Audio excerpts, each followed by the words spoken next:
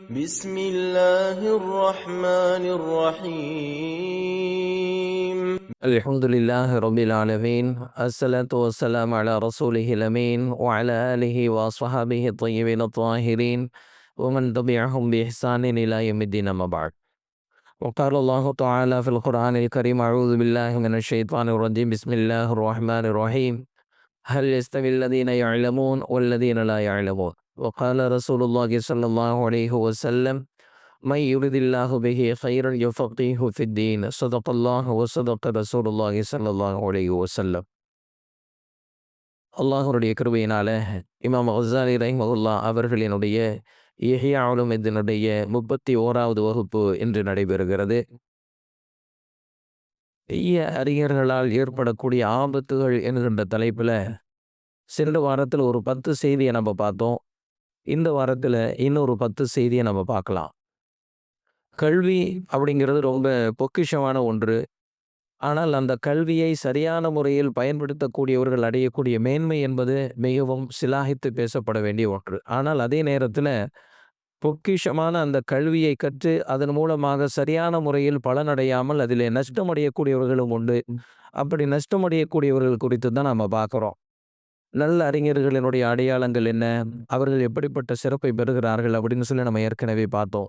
இப்போ தீய அறிஞர்களினுடைய அடையாளம் என்ன, அவர்கள் எந்த வகையிலெல்லாம் நஷ்டப்படுகிறார்கள் அப்படிங்கிறத தான் நாம் இப்போ பார்த்துக்கிட்டு வர்றோம். அந்த வகையில் இந்த வாரத்தில் ஒரு 10 செய்தியை நாம் பார்க்கலாம். முதலாவதாக ஹஸரத் உமர் ரலியல்லாஹு தஆலா அன்ஹு அவங்க சொல்கிறாங்க: இன்ன அஹ்வஸ மா அகாஃபு அலா ஹாதிஹில் உம்மஹ் அல் முனாஃபிக்குல் அலீம். قالوا وكيف يكون منافقا عالما؟ قال عالم اللسان جاهل القلب والعمل. ஹஸரத் உமர் ரலியல்லாஹு தஆலா அன்ஹு அவங்க சொல்கிறாங்க, இந்த உம்மத்திலேயே நான் அதிகமாக அச்சப்படுறது இந்த உம்மத்தில் இருக்கக்கூடிய முனாஃபிக்கான ஆலிம்களை பற்றி தான் அப்படின்னு சொல்கிறாங்க.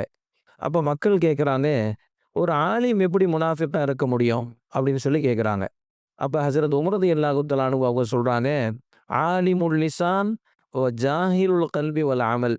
நாவில் ஆலிமாக இருக்கிறார், உள்ளத்தில் ஜாஹிலாகவும் செயலில் ஜாஹிலாகவும் இருக்கிறார், இவர் தான் முனாஃபிக் என்பதாக சொல்கிறாங்க. அதாவது பேசுறதெல்லாம் நல்ல செய்தி தான் பேசுகிறாரு, நல்ல கல்வியை தான் மக்களுக்கு போதிக்கிறாரு. ஆனால் அந்த இல்மின் அடிப்படையில் அவர் செயல்படுறதில்லை. நாவால் அறிஞராக இருக்கிறார், ஆனால் செயலால் மடையராக இருக்கிறார் என்பதாக ஹஸரத் உமர் ரலியல்லாஹு தஆலா அன்ஹு அவங்க சொல்கிறாங்க. இது முதலாவது செய்தி. ரெண்டாவது செய்தி, இமாம் ஹசன் பஸ்ரி ரஹிமஹுல்லாஹ் அவங்க சொல்கிறாங்க: லா தகுன் மிம்மன் யஜ்மஉ இல்மல் உலமா வ தவாயிஃபல் ஹுகமா வ யஜ்ரி ஃபில் அமலி மஜ்ரஸ் சுஃபஹா. அறிஞர்களினுடைய கல்வியையும் ஞானிகளினுடைய நுட்பமான கருத்துக்களையும் திரட்டி இருக்கக்கூடிய ஒருவர் மடையனை போன்று செயல்படுகிறாரே, அவர்களில் ஒருவராக ஆகிவிடாதே என்பதாக இமாம் ஹசன் பஸ்ரி ரஹிமஹுல்லாஹ் அவங்க சொல்கிறாங்க.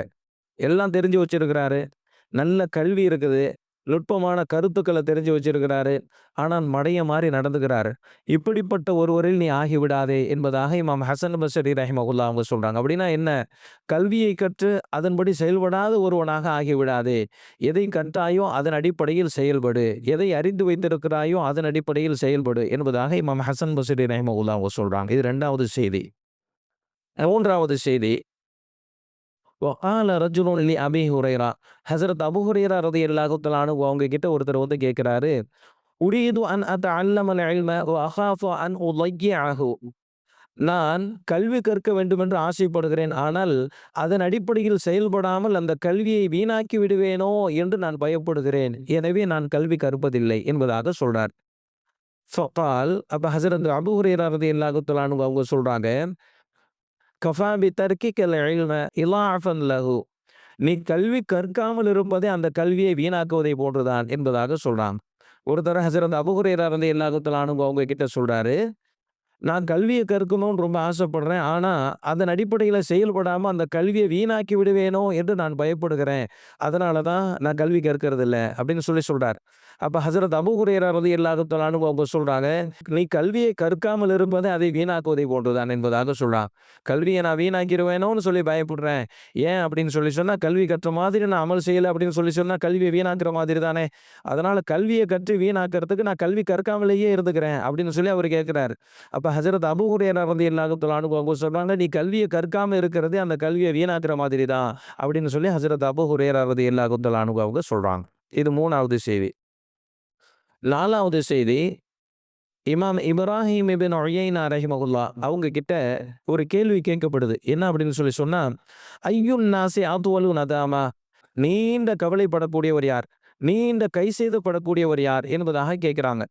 அப்ப இமாம் இப்ராஹிம் இப்னு உயைனா ரஹிமஹுல்லாஹ் அவங்க சொல்றாங்க, அம்மா ஃபி ஆஜிலி துன்யா ஃபஸானிஉல் மஅபூஃப் இலா மன் லா யஷ்குருஹு வ அம்மா இன்தல் மௌத் ஃபஆலிமுல் முஃபர்ரித் என்பதாக சொல்றாங்க.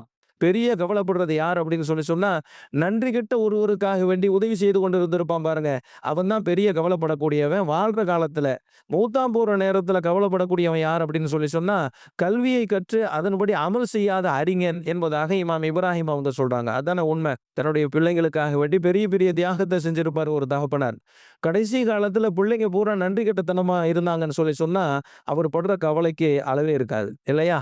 ஏன், காலங்காலமா இவங்களுக்காக வேண்டிதான் இவ்வளவு பெரிய தியாகத்தை செஞ்சோம், கடைசியில் இவ்வளவு பெரிய நன்றி கெட்டவங்களா போயிட்டாங்களே அப்படின்னு சொல்லி கவலைப்படுறதை விட பெரிய கவலை ஒருத்தனுக்கு ஒண்ணு இருக்காது. அதே மாதிரி தன்னுடைய மனைவிக்காக வேண்டி ஒருத்தர் பெரிய தியாகம் செஞ்சிருப்பான், கடைசி நேரத்துல நன்றி கெட்டத்தனத்தோட அந்த மனைவி நடந்துகிட்டா அப்படின்னு சொல்லி சொன்னா, அதை விட பெரிய கவலை அவனுக்கு ஒண்ணு இருக்காது. அதுதான் அவங்க சொல்றாங்க. என்ன அப்படின்னு சொல்லி சொன்னா, வாழ்ற காலத்துல பெரிய அளவுல கவலைப்படக்கூடியது யார் அப்படின்னு சொல்லி சொன்னா, நன்றி இல்லாத ஒருத்தனுக்கு உதவி செஞ்சிருப்பான் பாரு, அவன் தான் பெரிய அளவுல கவலைப்படுவான். அதை விட பெரிய கவலை ஒண்ணு இருக்காது. மௌத்தா போற நேரத்துல பெரிய அளவுல கவலைப்படக்கூடியவன் யார் அப்படின்னு சொல்லி சொன்னா, கல்வி கற்றிருந்தும் அதன்படி அமல் செய்யாத அறிஞன் தான் மௌத்தா போற நேரத்துல பெரிய கவலைப்படக்கூடியவனாக இருப்பான் அப்படின்னு சொல்லி இமாம் இப்ராஹிம் அவங்க சொல்றாங்க. ரொம்ப அழகான செய்தி இது. 5வது, இமாம் ஹலீல் இப்னு அஹ்மத் ரஹிமஹுல்லாஹ் அவங்க சொல்றாங்க, அவர் ரிஜாலு அர்பஅத்துன், மனிதர்கள் 4 வகையில் இருப்பார்கள். ரஜுலுன் எதிரி ஒ எதிரி அன்னஹு எதிரி ஃபதாலிக ஆலிமுன் ஃபத்தபிஉஹு, அவர் அறிந்திருப்பார், அவர் அறிந்திருக்கிறார் என்பதையும் அறிந்திருப்பார். இவர்தான் 1வது வகை. இவரை பொறுத்தவரை உண்மையான ஆலிம், இவரை நீங்கள் பின்பற்றுங்கள். 2வது வகை யார் அப்படின்னு சொல்லி சொன்னா, ரஜுலுன் எதிரி ஒலா எதிரி அன்னஹு எதிரி ஃபதாலிக நாஇபுன் ஃபஐகிலுஹு, 2வது வகை யாரு, அவருக்கு தெரியும், ஆனா அவருக்கு தெரியும் அப்படிங்கிறது அவருக்கு தெரியாது. இப்படிப்பட்டவரை பொறுத்தவரை இவர் தூங்கி கொண்டிருக்கிறார், இவரை எழுப்புங்கள் என்பதாக சொல்றாங்க. 3வது வகை, ஒரஜுலுன் லா எதிரி ஓ எதிரி அன்னஹு லா எதிரி, 3வது வகையை பொறுத்த வரைக்கும் அவருக்கு தெரியாது, அவருக்கு தெரியாது என்பதை அவர் தெரிந்து வைத்திருப்பார். இப்படிப்பட்டவரை பொறுத்தவரை ஃபதாலிக முஸ்தர்ஷிதுன் ஃபஅல்லிமுஹு, இவர் நேர்வழியை தேடுகிறார், அவருக்கு நீங்கள் கற்றுக் கொடுங்கள். இது 3வது வகை. 4வது வகை, ஒரஜுலுன் லா எதிரி ஒலா எதிரி அன்னஹு லா எதிரி, 4வது வகையில் உள்ளவர் அவருக்கு தெரியாது, அவருக்கு தெரியாது என்பதையும் அவர் தெரிந்து வைத்திருக்க மாட்டார். இப்படிப்பட்டவரை பொறுத்தவரை ஃபதாலிக ஜாஹிலுன் ஃபர்ஃபுலுஹு, இவர்தான் மடையர், இவரை புறக்கணித்து விடுங்கள் என்பதாக சொல்றாங்க. இமாம் ஹலீல் இப்னு அஹ்மத் ரஹிமஹுல்லாஹ் அவங்க சொல்றாங்க, மனிதர்கள் 4 வகை. அதுல 1வது வகை யார் அப்படின்னு சொல்லி சொன்னா, அவருக்கு தெரியும், அவருக்கு தெரியும் என்பதும் அவருக்கு தெரியும், இப்படிப்பட்டவர் தான் ஆலிம், இவரை நீங்கள் பின்பற்றுங்கள். 2வது வகை, அவருக்கு தெரியும், அவருக்கு தெரியும் என்பது அவருக்கு தெரியாது, இப்படிப்பட்டவரை பொறுத்தவரை அவர் உறங்கிக் கொண்டிருக்கிறார், அவரை எழுப்பி விடுங்கள். 3வது வகை, அவருக்கு தெரியாது, அவருக்கு தெரியாது என்பதை அவர் தெரிந்து வைத்திருப்பார், இவர் நேர்வழியை தேடுகிறார், இவருக்கு நீங்கள் கற்றுக் கொடுங்கள். 4வது வகை, அவருக்கு தெரியாது, அவருக்கு தெரியாது என்பதுவும் அவருக்கு தெரியாது, இப்படிப்பட்டவர்கள் மடையர்கள், இவர்களை புறக்கணித்து விடுங்கள். இந்த 4 வகை மனிதர்கள் இருப்பார்கள் என்பதாக இமாம் ஹலீல் இப்னு அஹ்மத் ரஹிமஹுல்லாஹ் அவர்கள் சொல்லுகிறார்கள். 6வது செய்தி, இமாம் சுஃபியான் ஸௌரி ரஹிமஹுல்லாஹ் அவங்க சொல்றாங்க, யஹ்திஃபுல் இல்மு பில் அமல் ஃபைன் அஜாபஹு வ இல்லா இர்தஹல, கல்வியை பொறுத்தவரை அது செயலை தூண்டக்கூடியதாக இருக்கிறது, செயலை அழைக்கக்கூடியதாக இருக்கிறது. அந்த செயல் அங்கே வருமானால், அந்த செயல் செயல்படுத்தப்படுமானால் அந்த கல்வி அவரிடத்தில் இருக்கும். அந்த செயல் தூண்டப்படாது என்று இருக்குமானால், செயல் வடிவம் பெறவில்லை என்று சொன்னால் அந்த கல்வி அவரிடத்திலிருந்து சென்று விடும் என்பதாக இமாம் சுஃபியான் ஸௌரி ரஹிமஹுல்லாஹ் அவங்க சொல்றாங்க. அதான் உண்மை. ஒரு விஷயம் நம்ம தெரிஞ்சுக்கிட்டோம் அப்படின்னு சொன்னா, நம்ம தெரிஞ்சுக்கிட்ட விஷயத்தின் அடிப்படையில செயல்பட்டோம் அப்படின்னு சொல்லி சொன்னா அந்த கல்வி நம்மள்ட்டயே இருக்கும்.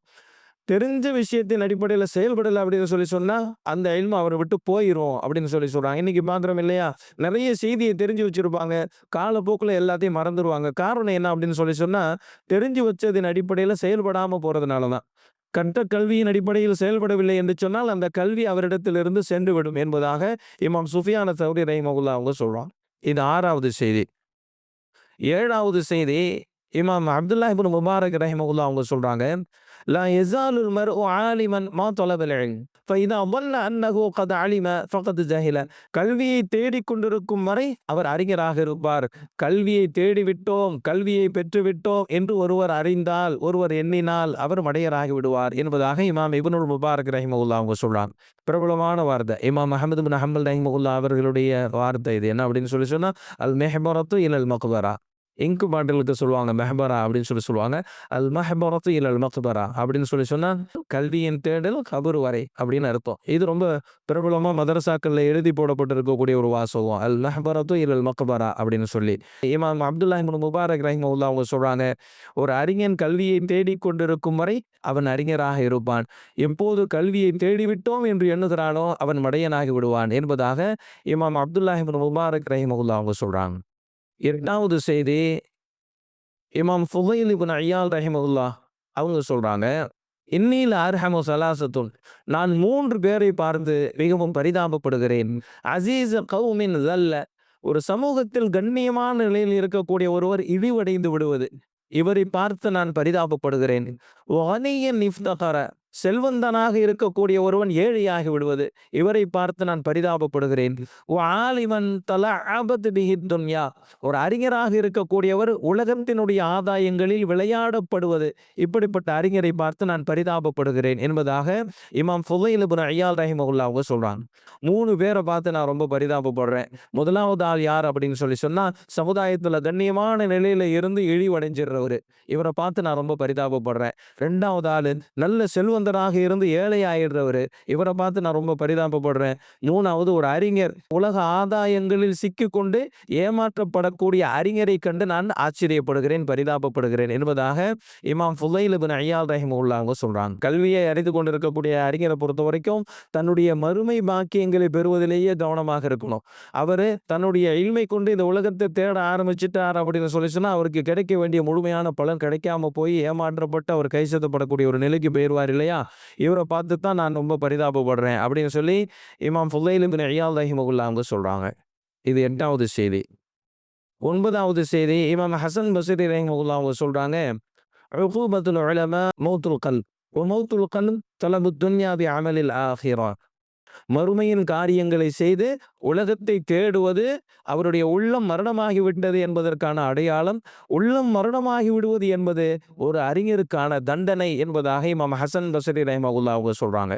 உகூபத்துல் உலமா மௌத்துல் கல்ப் வ மௌத்துல் கல்ப் தலபுத் துன்யா பி அமலில் ஆஹிரா.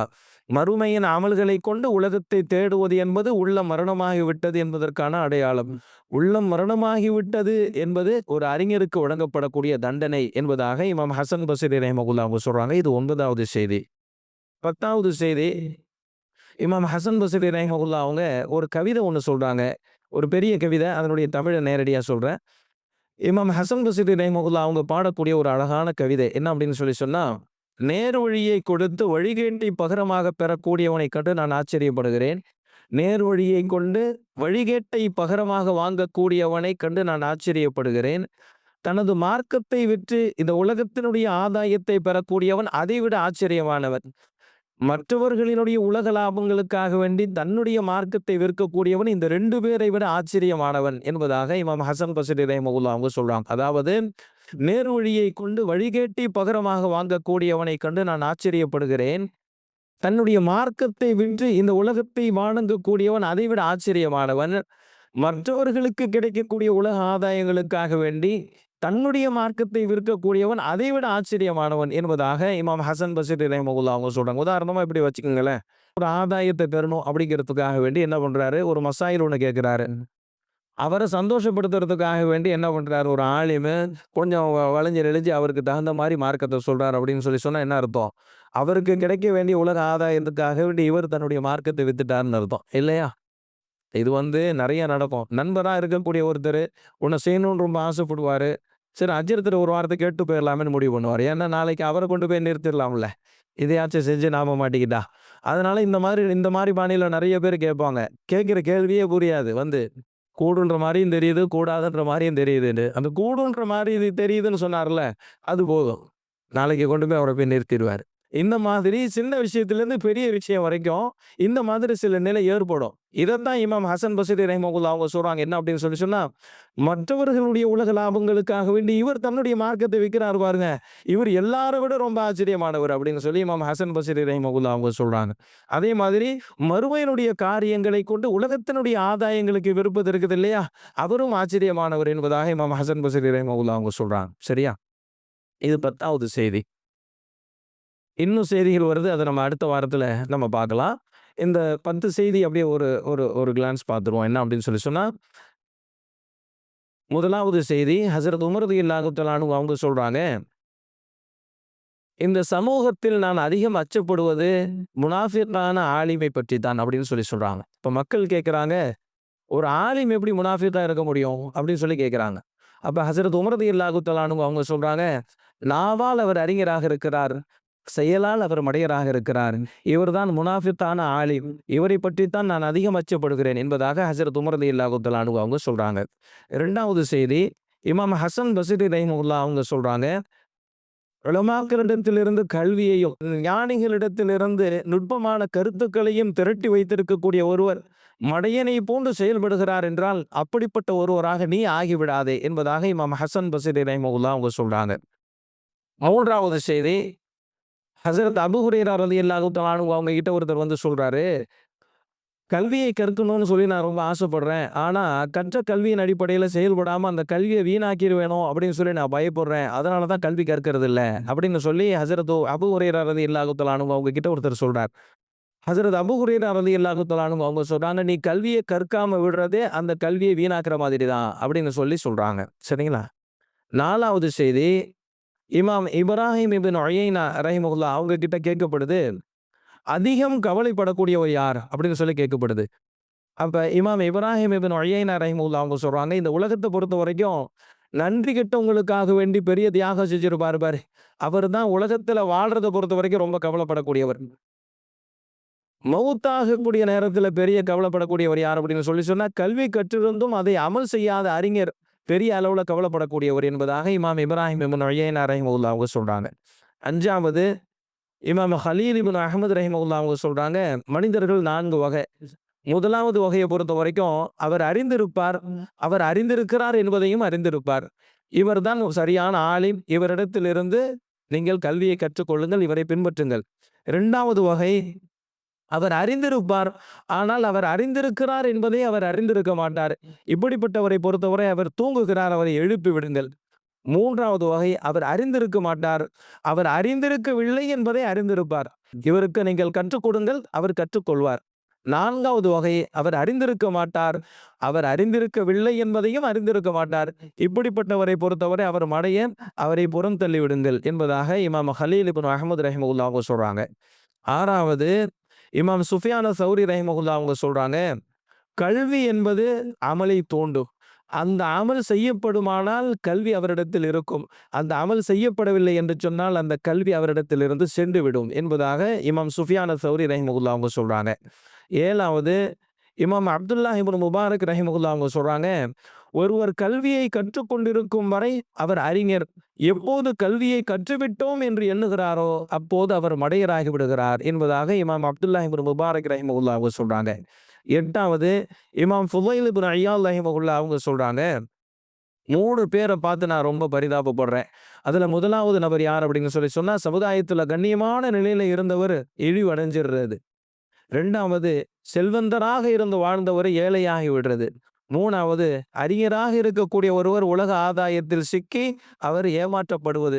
இந்த 3 பேரை பார்த்து நான் ரொம்ப பரிதாபப்படுறேன் அப்படின்னு சொல்லி இமாம் ஃபுதைல் இப்னு ஐயால் ரஹிமஹுல்லாஹ் அவங்க சொல்றாங்க. 9வது இமாம் ஹசன் பஸ்ரி ரஹிமஹுல்லாஹ் அவங்க சொல்றாங்க, மறுமையினுடைய காரியங்களை செய்து உலகத்தினுடைய ஆதாயங்களை தேடுவது என்பது உள்ளம் மரணித்து விட்டது என்பதனுடைய அடையாளம். உள்ளம் மரணித்து விடுவது என்பது ஒரு அறிஞருக்கு இறைவனால் வழங்கப்படக்கூடிய தண்டனை என்பதாக சொல்றாங்க. 10வது இமாம் ஹசன் பஸ்ரி ரஹிமஹுல்லாஹ் அவங்க ஒரு கவிதை ஒன்று பாடுறாங்க. என்ன அப்படின்னு சொல்லி சொன்னா, நேர்வழிக்கு பகரமாக வழிகேட்டை வாங்கக்கூடியவனை பார்த்து நான் ஆச்சரியப்படுகிறேன். தன்னுடைய தீனை விற்று துன்யாவை வாங்கக்கூடியவன் அதைவிட ஆச்சரியமானவன். மற்றவர்களுடைய உலக லாபங்களுக்காக வேண்டி தன்னுடைய தீனை விற்கக்கூடியவன் இந்த 2 பேரை விட ஆச்சரியமானவன் என்பதாக இமாம் ஹசன் பஸ்ரி ரஹிமஹுல்லாஹ் அவங்க சொல்றாங்க. இந்த தலைப்பு என்ன அப்படின்னு சொன்னால், கல்வியை கொண்டு நஷ்டமடையக்கூடியவர்கள், தீய அறிஞர்களினுடைய அடையாளங்கள். அதை பற்றி தான் நாம் இங்கே பார்த்துக்கிட்டு வர்றோம். நம்ம சென்ற வாரமே சொன்ன மாதிரி அறிஞர் அறிஞர் அறிஞர் அப்படின்னு சொன்ன உடனே 5 வருஷம் 7 வருஷம் ஓதி பட்டம் வாங்கிட்டு ஆலிமாகவோ இமாமாகவோ மதரசாவில் பாடம் நடத்தக்கூடிய ஆசிரியராகவோ இருக்கக்கூடியவங்களை மட்டும்தான் குறிக்கும் அப்படின்னு சொல்லி நம்ம நினைச்சிடக்கூடாது. ஒரு இல்மு நமக்கு கிடைச்சிருச்சு, கிடைச்ச இல்மின் அடிப்படையில் நம்ம செயல்படலை அப்படின்னு சொன்னாலுமே இந்த அடையாளங்கள் இந்த நஷ்டங்கள் அனைத்துமே பொருந்தும். ஒரு இல்மு நமக்கு கிடைச்சிருச்சு, அந்த இல்மின் அடிப்படையில் நம்ம செயல்படலை அப்படின்னு சொன்னாவே இந்த அத்துணை விஷயங்களும் அவருக்கும் பொருந்தும். அறிஞருக்கு தான் பொருந்தும், ஆலிமுக்கு தான் பொருந்தும் அப்படின்னு போயிடக்கூடாது. ஒரு விஷயம் தெரிஞ்சிருச்சு அப்படின்னு சொன்னாவே அந்த விஷயத்துல அவர் ஆலிம் தானே, அந்த விஷயத்துல அவர் ஆலிம் தான் இல்லையா? அப்ப தெரிந்ததை கொண்டு அமல் செய்வது என்பது அவர் மீது கட்டாயமாயிடும். அவர் அமல் செய்யவில்லை என்று சொன்னால் அவர் நஷ்டவாளியாக ஆகிவிடுவார். அந்த அடிப்படையில் நாம் இதை புரிந்து கொள்ள வேண்டியது இருக்குது. போன வாரம் பூரா நபி ஸல்லல்லாஹு அலைஹி வஸல்லம் அவங்க சொன்ன கருத்துக்களை சொன்னாங்க. இப்போ இமாம்களும் சாலிஹீன்களும் சொன்ன கருத்துக்களை சொல்றாங்க. கடைசியில் இமாம் கஸாலி ரஹிமஹுல்லாஹ் அவங்க தன்னுடைய கருத்தை சொல்லுவாங்க. சரிங்களா? அல்லாஹ் ஜல்ல ஷானுஹு வ தஆலா கல்வியை கற்று அதன் அடிப்படையில் அமல் செய்யக்கூடிய தௌஃபீக்கை தந்தருள்வானாக. சுப்ஹானல்லாஹி வ பிஹம்திஹி சுப்ஹானக்கல்லாஹும்ம வ பிஹம்திக அஷ்ஹது அன் லா இலாஹ இல்லா அன்த அஸ்தக்ஃபிருக வ அத்தூபு இலைக். ஸல்லல்லாஹு அலா முஹம்மது ஸல்லல்லாஹு அலைஹி வஸல்லம். ஸல்லல்லாஹு அலா முஹம்மது ஸல்லல்லாஹு அலைஹி வஸல்லம். ஸல்லல்லாஹு அலா முஹம்மது யா ரப்பி ஸல்லி அலைஹி வஸல்லம். حبيب الله رسول الله إمام المرسلين